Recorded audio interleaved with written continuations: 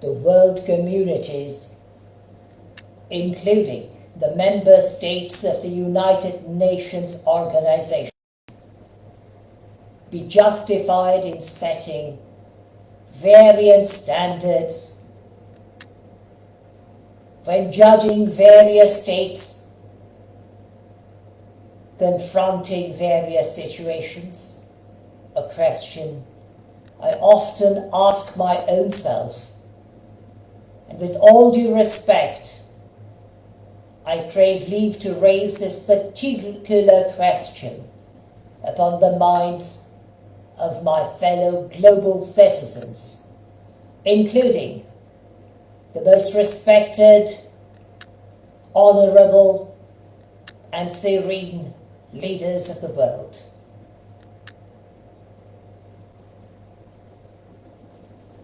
Not long ago, a very powerful member states of the United Nations Organization invaded a country, another sovereign country. But simply because that particular state has a veto right in the Security Council of the United Nations Organization,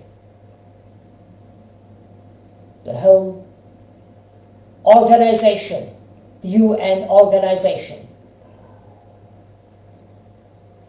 has become totally helpless to do anything against that particular state. So why should it be different if another state, in self-defense, in genuine efforts to free its own citizens, to defend its own citizens, and protect its own citizens, applies force, particularly in the light, I should say, the grim light of the fact that that particular state was violated by a certain community. A community of people who behaved not merely in a barbaric manner, but in an extremely inhumane manner,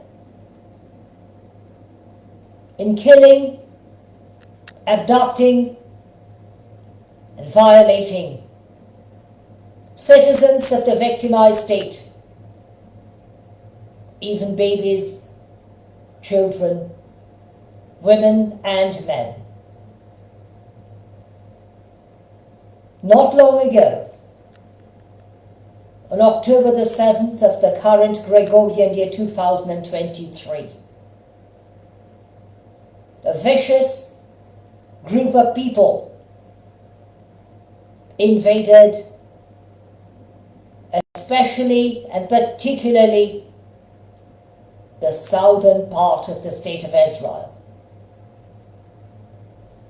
killing some 1,400 innocent people while abducting a number larger than 200. When Ukraine was invaded some 2 years ago, not yet so, perhaps a year and 3/4 ago, people spoke out, but they did very little.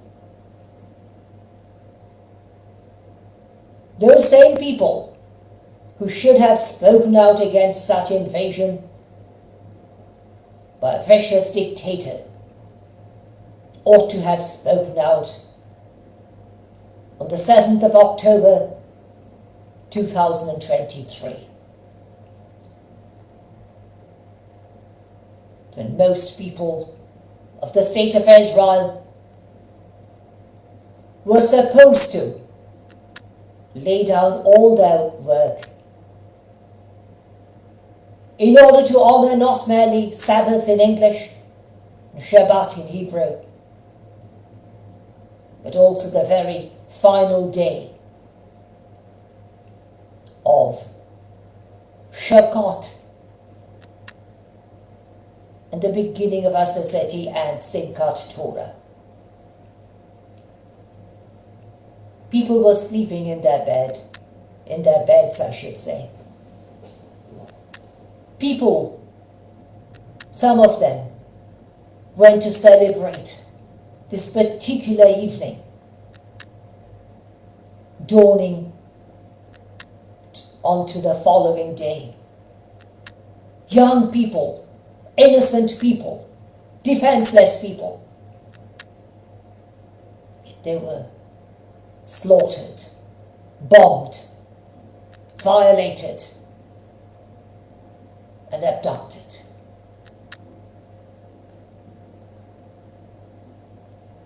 When a simple human being like my own humble self speaks out against such things, it is not so alarming.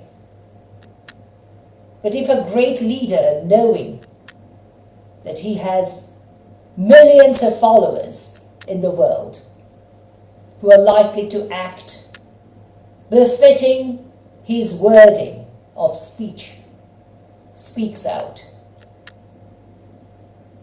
he ought to have considered the fact that this could have very serious effect upon the people against whom he has spoken out.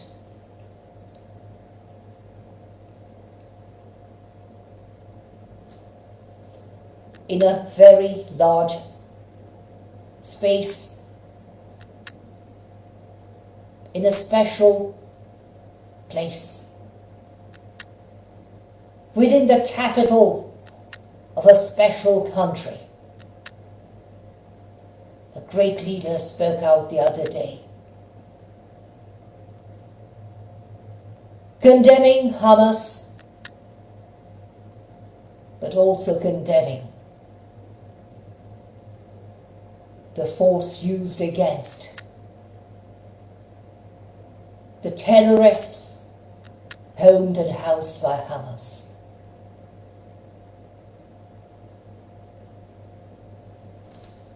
I fail to understand how can the people of Gaza be justified in allowing the submerged soil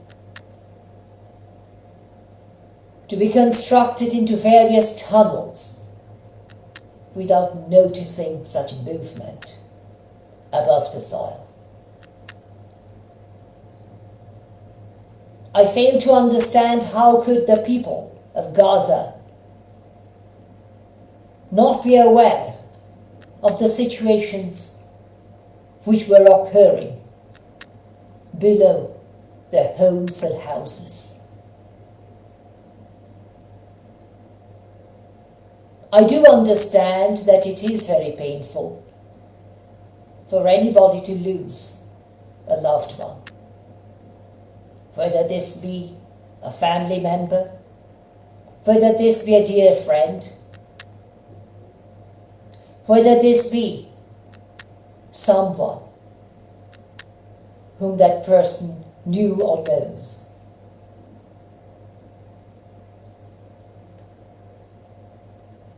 But can a country be blamed when it acts in self-defense? Reflecting even upon the very charter of the United Nations organization, particularly Article 51 of the same UN Charter. Every state is justified in defending its territory, its people, its nationals or citizens, and its integrity.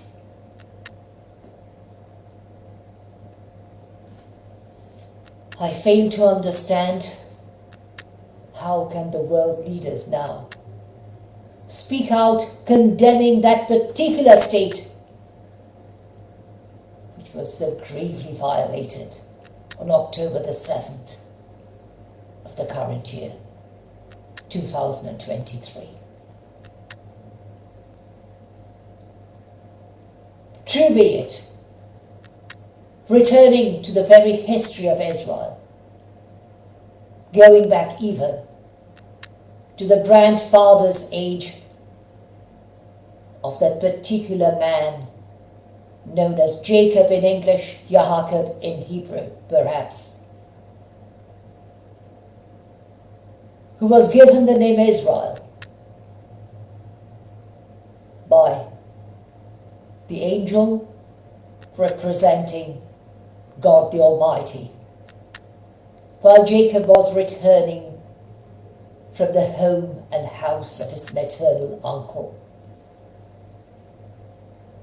When he had crossed the river, a man came and wrestled with him, and being unable to defeat Jacob, he touched the hollow of his hip, and Jacob became a limping person, yet catching hold of the feet of the person who had been fighting with him. He pleaded that Jacob, would not let the other person go unless the other person blessed him. And when the other person asks Jacob concerning Jacob's name, and Jacob identifies himself by his very name, Jacob, the other person, the victorious one who could have been, yet denies his own victory and says, "Since you have fought with God and man and have prevailed, your name will no longer be called Jacob but Israel." Yes, Israel is duty-bound to show humanity, befitting the very Torah, even the very first book known as Genesis in English. We see even three individuals, perhaps angels, perhaps the Trinity as it is also defined by the doctrines of Christianity, appear before his tent at Mamre. Abraham goes and bows himself before them, persuading them to have a meal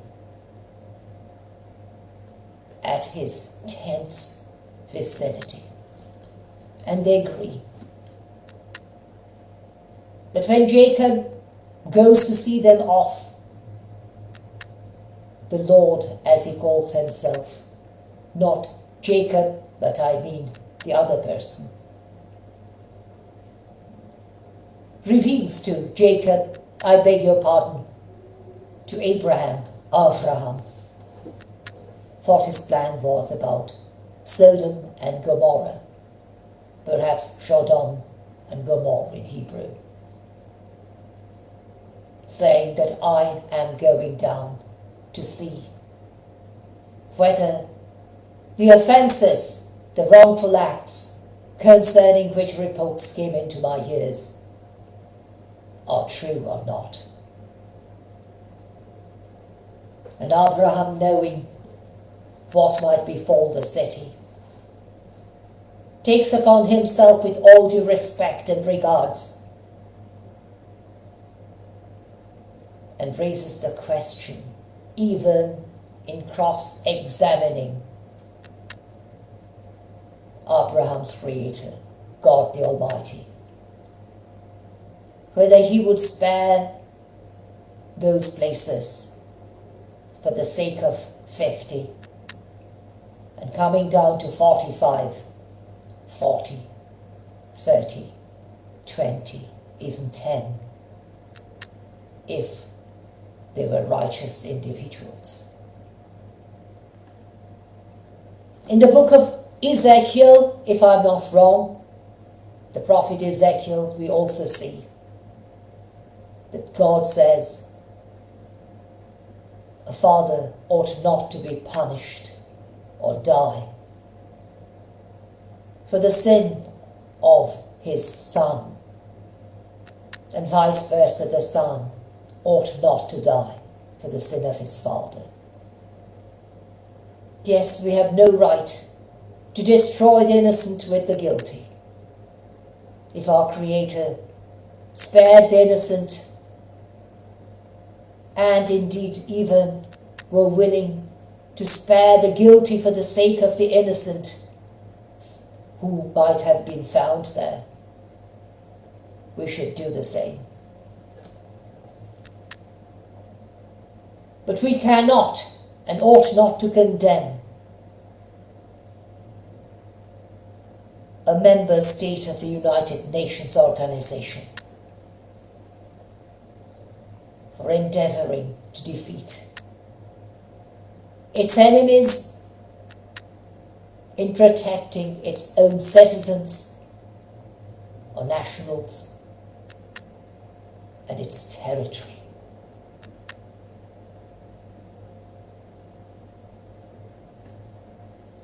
Too frequently during the past few weeks, I heard people raising the question about the so-called two-states solution.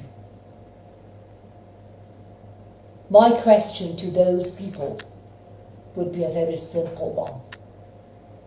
What guarantee is there, or can those people give, not merely to the people of the state of Israel, the citizens of Israel, but also to the rest of the world, that if there were two states, a state would not develop weapons of mass destruction in order to destroy the other.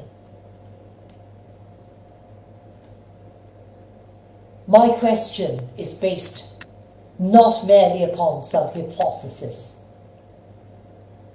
but upon very practical examples found in our world even at this very moment.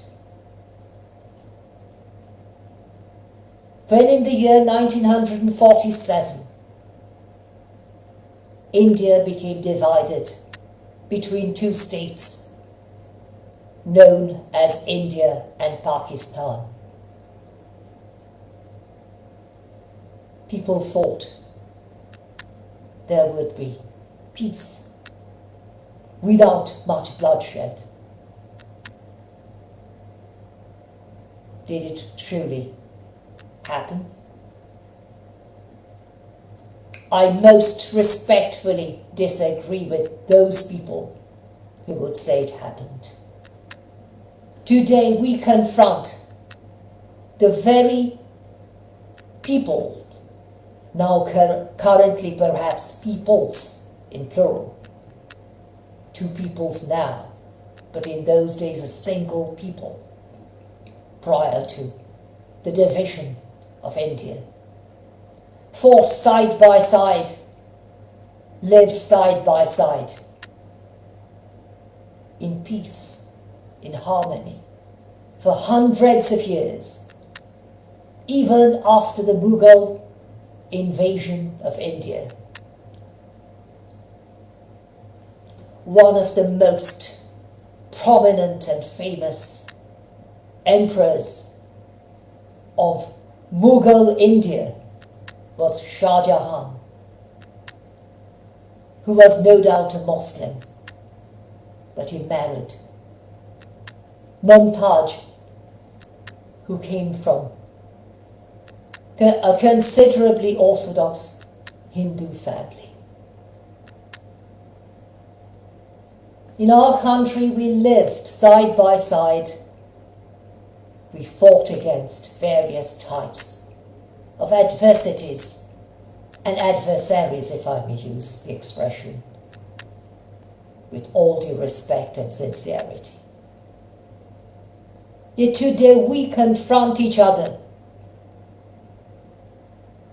stationing troops at the border and threatening each other with nuclear arsenals, weapons of various types, including nuclear bombs. What about the Koreas? North and South Korea? Are they truly at peace after the division?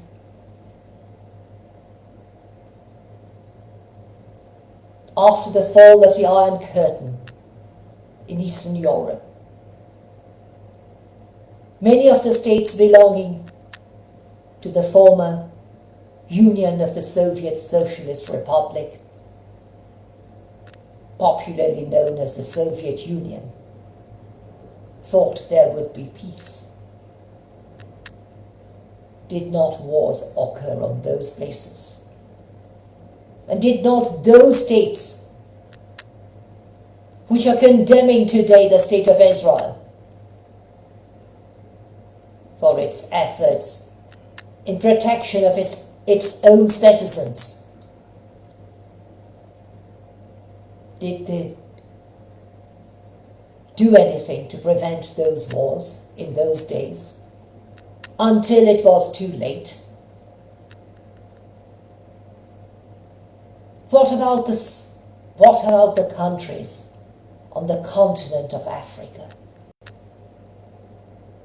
where even today I heard on the news that a curfew had to be ordered in order to protect peace, because people were killing each other, various communities. Again, I venture, with all due respect and sincerity, to raise that particular question, which I raised just a moment ago.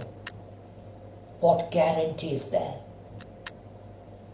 that there is going to be peace and harmony if the state of Israel were divided? While being one and the single state, two different territories, Hamas could use so many advanced weapons, even, as we say, under the very nose of the state of Israel and its government. What guarantee is there that they will not produce weapons of mass destruction once they were no longer under the control of the government of Israel?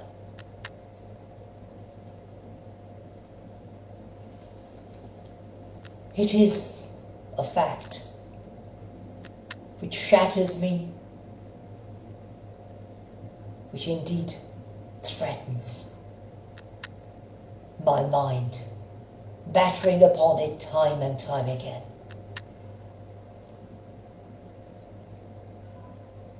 On 6th of October, prior to the Shabbat, I spoke out. I spoke out not anticipating the atrocities which would be committed on the following morning. But I spoke out against a state, a staunchest enemy of the state of Israel, which imprisoned a person, a lady, who was named and was destined to receive the Nobel Peace Prize. This particular lady was detained and is most probably still detained, not because she did anything wrong, but she spoke out for the rights of her fellow citizens. It is that particular state which persecutes oppresses, executes its own citizens, not for doing something wrong, but for doing something right. It is that particular state which kills even little children,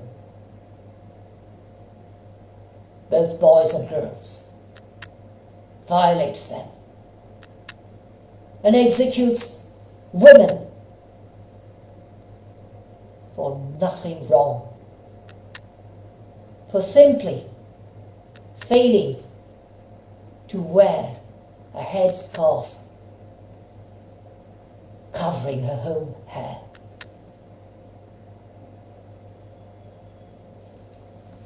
I go a step further with all due respect before the world communities.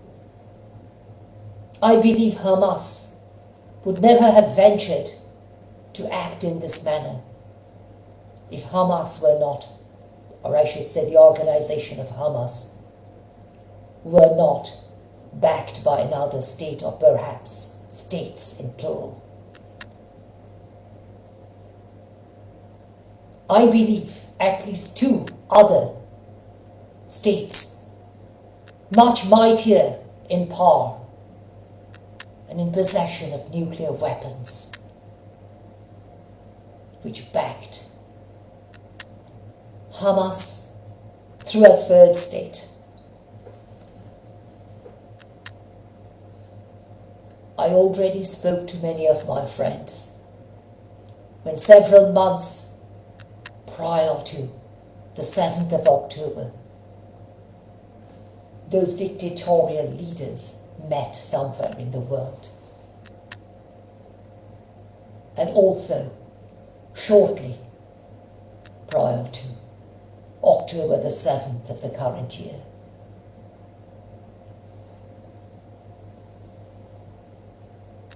I personally believe the only peaceful solution which can be achieved if the world communities, including the United Nations Organization, most respectfully persuaded the State of Israel to promulgate a modified constitution, ensuring that both the Jewish Israelites, or the people of Israel, adhering to the sacred Torah, and the Muslim community adhering to the sound doctrines of the sacred Quran, were treated equally and were recognized as fellow citizens, granting each and every one of them equal opportunities, befitting natural justice and equity.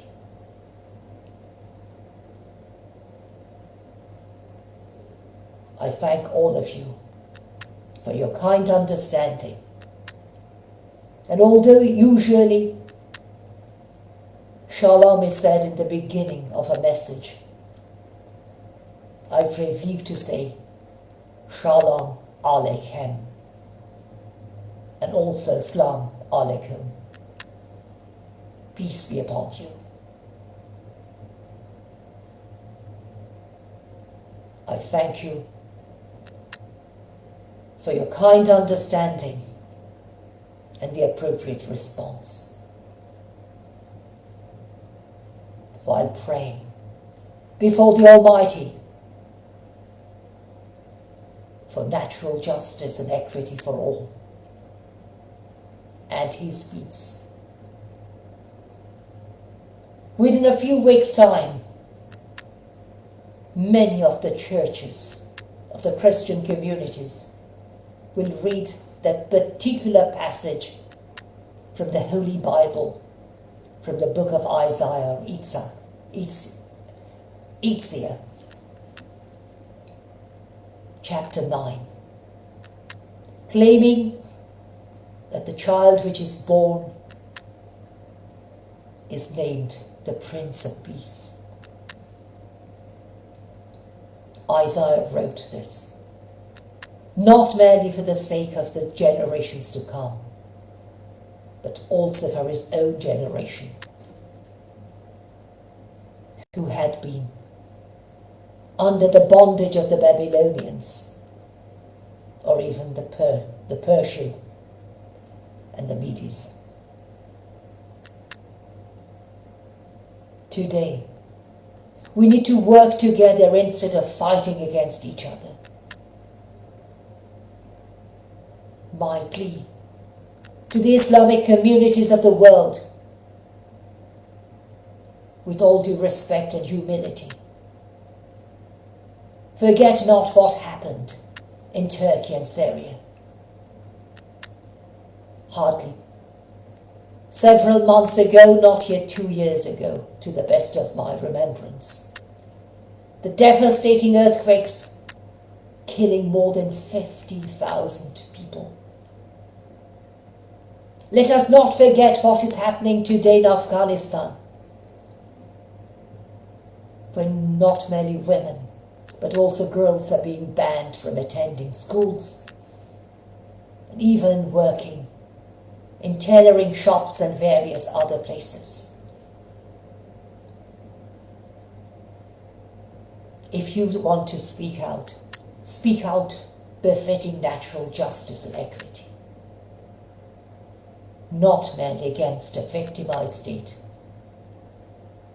which tries to defend and protect its own citizens. I say, Lehi Tov in Hebrew, and Ma Salama, perhaps in Arabic, and Allah Hafiz to the Arabian world. And good night from my country, India.